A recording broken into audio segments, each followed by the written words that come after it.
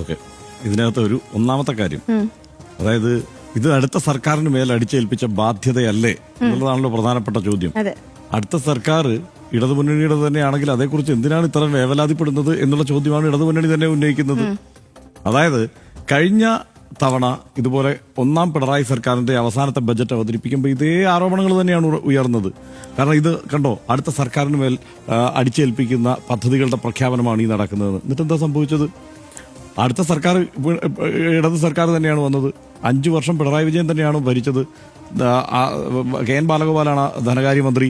അപ്പോ അല്ല, ഞാൻ പറഞ്ഞു തീർത്തത്, അതായത് കെ എൻ ബാലഗോപാലാണ് പറഞ്ഞു. ഈ ഇടതുമുന്നണി സർക്കാർ വന്നാലും ഈ അല്ല, അതാ പറഞ്ഞത്, കടത്തെക്കുറിച്ച് എന്തിനാണ് ആവശ്യമില്ലാത്ത ആശങ്ക? 14 സംസ്ഥാനങ്ങൾ ഈ ബണ്ടിലിൽ തന്നെയുണ്ട്. അതായത് ഈ ഇത്രയും കടം ഉണ്ടാക്കിയവർ, ഇനി ഏറ്റവും കൂടുതൽ കടം ഉണ്ടാക്കിയ സംസ്ഥാനങ്ങളുടെ ആദ്യത്തെ 10 സംസ്ഥാനങ്ങളുടെ പട്ടിക കേരളം ഇല്ല. വെറുതെ ഈ മറ്റേ എന്താണ്, ചില പ്രത്യേക കേന്ദ്രങ്ങളിൽ നിന്ന് പ്രചരിക്കുന്ന ചില വിവരങ്ങളാണ് ഈ കടത്തെക്കുറിച്ചുള്ള, കടക്കണിയെക്കുറിച്ചുള്ള വല്ലാത്ത ആശങ്ക. അപ്പൊ അതുകൊണ്ട് അത് നമുക്ക് വേറെ പറയാം. മാത്രമല്ല, കടം എന്നത്, ഇത് കേരളം എന്താണ്, ഒരു വെൽഫെയർ സ്റ്റേറ്റ് ആണ്. കടമെങ്കിൽ കടം മേടിച്ചിട്ട് നാട്ടുകാരുടെ കാര്യം നോക്കുക എന്നുള്ളതാണ് ഒന്നാമത്തെ ഉത്തരവാദിത്വം. അതങ്ങനെ തന്നെയാണ് കേരളം ചെയ്യേണ്ടത്. കേരളത്തിന്റെ സ്വഭാവം അതാണ്. ഇന്നിപ്പം വി ഡി സതീശൻ പറഞ്ഞ കാ ഫെസ്റ്റിവലിൽ പോയിട്ട് പറഞ്ഞിട്ടുണ്ട്, ഞാൻ ഇടതുപക്ഷമാണെന്ന്. ആ ഇടതുപക്ഷമാണെങ്കിൽ അവരും ചെയ്യേണ്ടത് ഇതൊക്കെ തന്നെയാണ്. കടമെടുത്തെങ്കിൽ കടമെടുത്ത് കാര്യങ്ങൾ നടപ്പാക്കി കൊടുക്കണം നാട്ടുകാരുടെ. അത് തന്നെയാണ് ചെയ്യേണ്ടത്. ഇപ്പൊ ഞാനൊരു കാര്യം പറയാം. അപ്പോൾ ഇതിനകത്ത് അത് എവിടെയാണ് അത് വിനിയോഗിക്കുന്നത് എന്നുള്ളതുകൊണ്ട്, അത് വെൽഫെയർ പ്രോജക്ട്സിൽ മാത്രമല്ല, സസ്റ്റൈനബിൾ ആയിട്ടുള്ള കാര്യങ്ങളിലും അത് വിനിയോഗിക്കുന്നുണ്ട് ഈ കടമെടുക്കുന്നത്. അതങ്ങനെയാണ് കേരളത്തിന്റെ കഴിഞ്ഞ കുറെ കാലത്തെ വികസനം നോക്കിക്കഴിഞ്ഞാൽ, കേരളത്തിന്റെ ഗതാഗത സൗകര്യങ്ങൾ വർദ്ധിപ്പിക്കാനായിട്ട്, ഇൻഫ്രാസ്ട്രക്ചർ വർദ്ധിപ്പിക്കാനായിട്ടുള്ള ചെലവഴിച്ച തുകയെക്കുറിച്ച് നമ്മൾ വേറെ ആശങ്കപ്പെടേണ്ടതില്ല. കണ്ണു തുറന്ന് ചുറ്റും നോക്കിയാൽ നമുക്കത് കാണാൻ പറ്റും. ആ വികസനങ്ങൾ ആത്യന്തികമായി ഇപ്പം ഗതാഗത സൗകര്യം മെച്ചപ്പെടുത്തിയാൽ, വേഗത വർദ്ധിച്ചാൽ നമ്മുടെ വികസനത്തെ തന്നെയാണ് അത് ഗുണപരമായി ബാധിക്കുക. കേരളം എന്നുള്ളത് ഒറ്റ നഗരമായി ഇന്നിപ്പോൾ ധനകാര്യമന്ത്രി തന്നെ പറഞ്ഞു, ഒരു നഗരമാണ്, ഒരൊറ്റ നഗരമായാണ് കേരളം വളരുന്നത്. ഇതിന് ഗ്രാമം നഗരം എന്ന് വേർതിരിക്കാവുന്ന ഒരു അവസ്ഥയിൽ നിന്ന് മാറിയിരിക്കുന്നു. അപ്പൊ അതിനനുസരിച്ചുള്ള സംവിധാനങ്ങൾ എന്ത് വർദ്ധിപ്പിക്കണം, അതിനു വേണ്ടിയിട്ടുള്ള ഇടപെടൽ ബജറ്റിലുണ്ട് എന്നാണ് ഞാൻ കരുതുന്നത്. അത് മാത്രമല്ല, എനിക്കതിനകത്ത് പറയാനുള്ള ചില കാര്യങ്ങൾ, ഈ 50,000 കോടിയുടെ ഈ ഗ്യാപ്പ് വരുന്നു എന്നൊക്കെ പറഞ്ഞില്ലേ, അത് ഇപ്പൊ ഇദ്ദേഹം പറഞ്ഞു, ധനകാര്യമന്ത്രി ന്യൂ നോർമൽ എന്നുള്ള തരത്തിൽ കാര്യങ്ങളെ വിലയിരുത്തുന്നതിനെ നെഗറ്റീവ് അർത്ഥത്തിലാണ് പൊതുവെ വിലയിരുത്താറുള്ളത്. അദ്ദേഹത്തെ വേറൊരു തരത്തിലാണ് അദ്ദേഹം അതിനെ അവതരിപ്പിച്ചത്.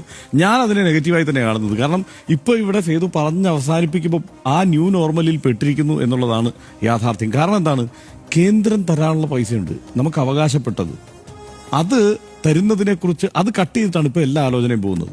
അതായത് കേന്ദ്രം നമുക്ക് അനുവദിക്കേണ്ട, തരേണ്ട കാര്യങ്ങൾ, അതേക്കുറിച്ച് നമ്മൾ ചർച്ച ചെയ്യുന്നില്ല, അതേക്കുറിച്ച് വിടുകയാണ്. ഈ പറഞ്ഞ പോലെ 2,40,000 കോടി എന്നുള്ളതിൽ 50,000 കോടിയുടെ ഗ്യാപ്പ് അപ്പോൾ വരുന്നില്ലേ എന്ന് ചോദിക്കുന്ന ചോദ്യം ഉയരുന്നത് തന്നെ കേന്ദ്രത്തിൽ നിന്ന് നമുക്ക് അവകാശപ്പെട്ടത് ഇനിയിപ്പോൾ തരേണ്ടതില്ല എന്നുള്ള നമ്മുടെ ചിന്തയിൽ നിന്ന് കൂടിയാണ് അങ്ങനെ ഒരു ആലോചന ഉദിക്കുന്നത്. അങ്ങനെ നോക്കിയാൽ 10,000-12,000 കോടിയുടെ വ്യത്യാസമേ വരുന്നുള്ളൂ. യഥാർത്ഥത്തിൽ ഒരു 10,000-30,000 കോടി രൂപ കൂടി ആ നിലയ്ക്ക് ലഭിക്കും എന്നുള്ള പ്രതീക്ഷ സംസ്ഥാന സർക്കാരിന് വെച്ചു പുലർത്താവുന്നതാണെന്നേ. അത് വെച്ചു പുലർത്തുക എന്നുള്ളതാണ് സംസ്ഥാന സർക്കാർ ഈ ഘട്ടത്തിൽ ഇവിടെ ചെയ്തിരിക്കുന്നത്. ഇനി മറ്റൊരു കാര്യം പറഞ്ഞാൽ, നമ്മൾ ഈ ബജറ്റിനെ ഓവറോൾ നോക്കുമ്പോൾ എനിക്കിതിൽ പോസിറ്റീവായി തോന്നുന്ന ഒരു കാര്യം എന്താണെന്ന് വെച്ച് കഴിഞ്ഞാൽ, ഇതിൽ വിവിധ വിഭാഗങ്ങളെ കൃത്യമായി പരിഗണിച്ചിട്ടുണ്ട്. അതായത് ഈ വെൽഫെയർ പദ്ധതികൾക്ക് വേണ്ടി, ക്ഷേമ പദ്ധതികൾക്ക് വേണ്ടി കൃത്യമായി വകയിരുത്തിയിട്ടുണ്ട്. എന്നാൽ അവിടെ സത്യസന്ധമായി കാര്യങ്ങൾ പറയാൻ ശ്രമിക്കുന്നു എന്നാണ് ഞാൻ കരുതുന്നത്. ഇപ്പോൾ ഇതിന്റെ സംസ്ഥാനത്തിന്റെ സാമ്പത്തിക അവസ്ഥയെക്കുറിച്ച് എങ്ങും പറയുന്നില്ല എന്ന് പറയുമ്പോൾ, സംസ്ഥാന സാമ്പത്തിക അവസ്ഥ എന്താണെന്നുള്ളത് പറയുന്നത് കൊണ്ടാണ് 2,500 ആക്കി ക്ഷേമ പെൻഷൻ വർദ്ധിപ്പിക്കാൻ കഴിയാതെ പോകുന്നത്. അതിന്റെ കൃത്യമായ കാരണം പറയുന്നുണ്ട്. ഇതിന് തൊട്ടു മുമ്പ് ഇന്നലെ അവതരിപ്പിച്ച ഇതുണ്ടല്ലോ, നമ്മളുടെ സാമ്പത്തിക അവലോകന റിപ്പോർട്ടിൽ വളരെ കൃത്യമായി പറയുന്നുണ്ട്, 6.1% കേന്ദ്ര വിഹിതം കുറഞ്ഞിരിക്കുന്നു. കേന്ദ്രം തരേണ്ട വിഹിതം കേരളത്തിൽ ലഭിക്കാതെ പോകുന്നു. 6.1%. അത് കുറയുമ്പോൾ സ്വാഭാവികമായിട്ടും ഇങ്ങനെയുള്ള പ്രശ്നങ്ങളിൽ ചെന്ന് പെടും സംസ്ഥാനം എന്നുള്ളത് സംസ്ഥാനത്തിന് പറഞ്ഞു നിൽക്കാൻ കഴിയുന്ന ഞാൻ കരുതുന്നത്. കാരണം സംസ്ഥാനം പറഞ്ഞു നിൽക്കാൻ അതിന് ഇന്നൊരു കാരണം കൂടെ ഞാൻ പറയുന്നുണ്ട്. കാരണം കേന്ദ്രം ഇന്നിപ്പോൾ കണ്ടോ, ഈ അതിദാരിദ്ര്യ വിമുക്ത കേരളം എന്നുള്ളത് രൂപീകരിച്ചതിൽ എന്ന ലക്ഷ്യപ്രാപ്തിയിൽ കേരളം എത്തിയതിനെ വല്ലാതെ പ്രശംസിച്ചിരിക്കുകയാണ് കേന്ദ്രം. ഇന്നിപ്പോൾ നമ്മൾ കണ്ടല്ലോ, ധനകാര്യമന്ത്രി അത് പ്രശംസിച്ചിട്ടുണ്ട്. അതായത് കേരളം ചെയ്യാനുള്ള കുറെ കാര്യങ്ങൾ ചെയ്യുന്നുണ്ട്. കേരളം കൃത്യമായി ചെയ്യുന്നത് കൊണ്ട് പല ഫണ്ടുകളും കേരളത്തിന് ലഭിക്കാതെ പോകുന്നു എന്നുള്ള ദുരവസ്ഥ കൂടിയുണ്ട്. ആ കാര്യങ്ങൾ അത് ഏറ്റവും താഴെ തട്ടിൽ ചർച്ച ചെയ്തു പോവുക എന്നുള്ളത് നടക്കുന്ന കാര്യമല്ല. അത് അവരിൽ എത്തിക്കുക എന്നുള്ളതും ഈ സർക്കാരിനെ കൊണ്ട് കഴിയുമെന്ന് ഞാൻ കരുതുന്നില്ല. കാരണം ഇവരുടെ പ്രചാരണ ഉപാധികളെല്ലാം വളരെ പരിതാപകരമാണ് എന്നുള്ളതാണ് എൻ്റെ അഭിപ്രായം. അപ്പോൾ ഇതുകൊണ്ട് എന്താ ചെയ്യാൻ പറ്റുന്നത്? ഈ ബജറ്റിൽ ഈ കാര്യങ്ങൾ അവതരിപ്പിച്ചതിനെ ആ നിലയ്ക്ക് നമ്മളെങ്കിലും മനസ്സിലാക്കുക എന്നുള്ളതാണ്. 2500 ആക്കാൻ എന്താ LDF സർക്കാർ 2500 ആക്കില്ലേ? കാരണം ഇത്രയും ക്രമാനുഗതമായി വർദ്ധിപ്പിച്ച് ഇവിടം വരെ എത്തിച്ചത് LDF സർക്കാരാണ്. LDF സർക്കാരിന് ഇത് 2500 ആക്കാവുന്നതേ ഉള്ളൂ.